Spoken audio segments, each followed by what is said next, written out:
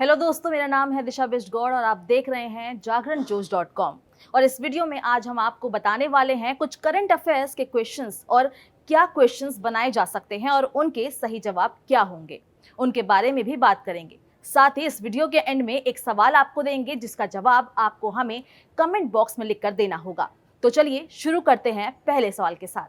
पहला सवाल है, विच स्टेट और union territory in India has been recognised as the first dark sky reserve. Bharat के किस राज्य और केंद्र शासित प्रदेश को पहले डार्क स्काई रिजर्व के रूप में मान्यता दी गई है? इसका सही जवाब है ऑप्शन बी, लद्दाख। केंद्र शासित प्रदेश है लद्दाख, जिसकी गवर्नमेंट ने लद्दाख के हानले में 1073 square kilometre region 1073 square kilometre region को हानले का फर्स्ट डार्क स्काई रिजर्व घोषित किया है और जो अब जाना जाएगा हानले डार्क स्काई रिजर्व के नाम से, HDSR इसको शॉर्ट फॉर्म में हम बोल सकते हैं। यूनियन टेरिटरी की अगर हम बात करें तो वन्यजीव विभाग द्वारा एक गेजेटेड नोटिफिकेशन जारी की गई थी जिसमें यूनियन टेरिटरी ने इस क्षेत्र की पहचान की है, जिसमें हानले राजस्व रेंज को 6 Hamlet's of the Hanle reserve revenue range 6 गांव का एक समूह इसमें शामिल है। इन बस्तियों में भोक, खुल्दो, शादो, फुंगुक, नागा और टिबेटन रिफ्यूजी रहते हैं।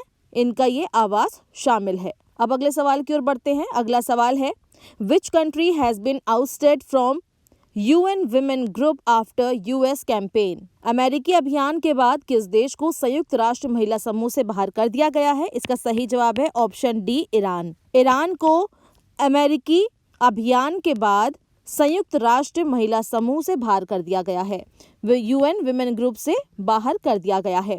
इंडिया की अगर हम बात करें तो भारत ने इसके खिलाफ वोट किया था कि जो ईरान है उसको यूनाइटेड नेशन इकोनॉमिक और सोशल काउंसिल से बाहर निकालना चाहिए। इसके खिलाफ भारत ने वोट किया था। भारत ने लैंगिक समानता और महिला सशक्तिकरण को बढ़ावा देने के लिए प्रतिबद्ध मुख्य वैश्विक अंतर सरकारी संगठन संयुक्त राष्ट्र आर्थिक और सामाजिक परिषद से ईरान को हटाने के खिलाफ मतदान किया था। अगले सवाल की ओर बढ़ते हैं। अगला सवाल है, which country has announced the historic nuclear fusion breakthrough. किस देश ने ऐतिहासिक परमाणु संलयन सफलता की घोषणा की है? इसका सही जवाब है option A, USA America. United states of America के जो साइंटिस्ट हैं उन्होंने परमाणु संलयन प्रौद्योगिकी में लंबे समय से प्रतीक्षित क्रांति का खुलासा किया है। काफी समय से इसका वेट हो रहा था, इस रेवोल्यूशन का, न्यूक्लियर फ्यूजन टेक्नोलॉजी का, जिसका उन्होंने खुलासा किया है। एनर्जी सेक्रेटरी जो है जेनिफर ग्रैनहोल्म, उन्होंने क्लेम किया है significant scientific advance nuclear fusion energy development में 13 दिसंबर 2022 को। न्यूक्लियर फ्यूजन जो है वो न्यूक्लियर फिशन से अलग है, जो एनर्जी एम्प्लॉय होती है प्रोडक्शन ऑफ एटॉमिक वेपन में। Nuclear fusion energy power heavenly entities such as the sun and star and has previously been considered as unattainable kind of energy by humanity। परमाणु संलयन ऊर्जा सूर्य और सितारों जैसी स्वर्गीय संस्थाओं को शक्ति प्रदान करती है और पहले इसे मानवता द्वारा एक अप्राप्य प्रकार की ऊर्जा माना जाता था। अगला सवाल है, विच स्टेट और union territory in India has proposed to introduce a unique alpha numeric identification number for all families. Bharat में किस राज्य या केंद्र शासित प्रदेश ने सभी परिवारों के लिए एक अद्वितीय अल्फा न्यूमेरिक पहचान संख्या पेश करने का प्रस्ताव दिया है?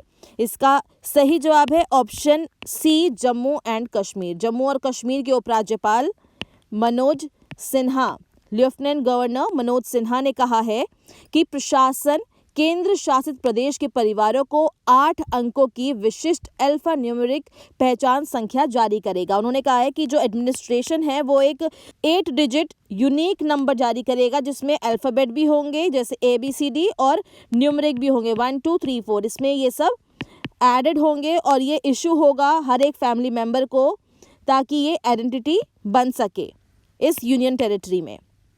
जो यूनिक फैमिली आईडी होगा, इसका जो मेन उद्देश्य है वो सामाजिक सुरक्षा कार्यक्रमों को तेजी से और पारदर्शी रूप से लागू करना है।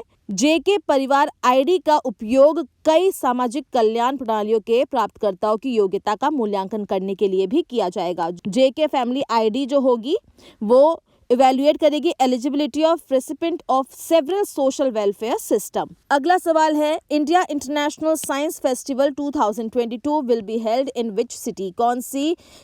कौन से शहर में भारत अंतर्राष्ट्रीय विज्ञान महोत्सव 2022 का आयोजित किया जाएगा? इसका सही जवाब है option B, Bhopal. India International Science Festival IISF 2022 Bhopal में होगा जनवरी 2023 में, और ये भारत द्वारा G20 की अध्यक्षता संभालने के बाद होने वाले प्रमुख कार्यक्रमों में से एक है। It is one of the key event to take place after India assumed G20 presidency. IISF एक प्रोजेक्ट है गवर्नमेंट ऑफ इंडिया का, ministry of science and technology और अर्थ का। कोलैबोरेशन है Vijnana Bharati science movement with the swadesh ethos headed by notable scientist from throughout the nation. ISF Bharat सरकार के विज्ञान और प्रौद्योगिकी और पृथ्वी विज्ञान मंत्रालय की एक परियोजना है जो पूरे देश के उल्लेखनीय वैज्ञानिकों के नेतृत्व में स्वदेशी लोकाचार के साथ एक विज्ञान आंदोलन विज्ञान भारती के सहयोग से है। 2015 में इसकी शुरुआत के बाद से IISF 2022 9th एडिशन है, 9वां संस्करण है। अगले सवाल की ओर आगे बढ़ते हैं। अगला सवाल है, who will be the next chief scientist of WHO? WHO का अगला मुख्य वैज्ञानिक कौन होगा? इसका सही जवाब है ऑप्शन सी, डॉक्टर जेरेमी फरार। डॉक्टर जेरेमी फरार WHO के नेक्स्ट चीफ साइंटिस्ट के तौर पर उनका नाम आगे दिया गया है। वो currently director of Wellcome Trust है जो WHO ज्वाइन करेंगी in the second quarter of 2022 के दूसरे तिमाही में वो ज्वाइन करेगी। डॉक्टर एमेलिया लातू अफुहमांगो तुईपुलोतु WHO के मुख्य नर्सिंग अधिकारी के रूप में डॉक्टर मार्गरेट चैन की जगह भी लेंगे। डॉक्टर तुईपुलोतु पहले मिनिस्टर ऑफ हेल्थ थे किंगडम ऑफ टोंगा के, और टोंगा के चीफ नर्सिंग ऑफिसर भी हैं। ये फर्स्ट क्वार्टर में WHO ज्वाइन करेंगे। अब पिछले वीडियो की सवाल की बात करते हैं। पिछले वीडियो में हमने आपसे सवाल पूछा था, India signed the joint declaration of intent on migration and mobility with which country? Bharat ने किस देश के साथ प्रवासन और गतिशीलता पर इरादे की संयुक्त घोषणा पर हस्ताक्षर किए हैं?